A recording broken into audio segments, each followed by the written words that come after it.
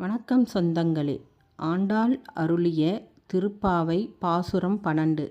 கனைத்திலங் காட்டெருமை கன்று கிறங்கி நினைத்து முளைவழிய நின்று பால்சோர நனைத்தில்லம் சேரார்க்கும் நற்செல்வன் தங்காய் பனித்தலை வீழநின் வாசல் கடைப்பற்றி சினத்தால் தென்னிலங்கை கோமானை செற்ற மனத்துக் கினியானை பாடவும் நீ வாய்திறவாய். இனிதான் எழுந்திராய் ஈதென்ன பேருறக்கம் அனைத்தில்லத்தாரும் அறிந்தேலோர் எம்பாவாய்.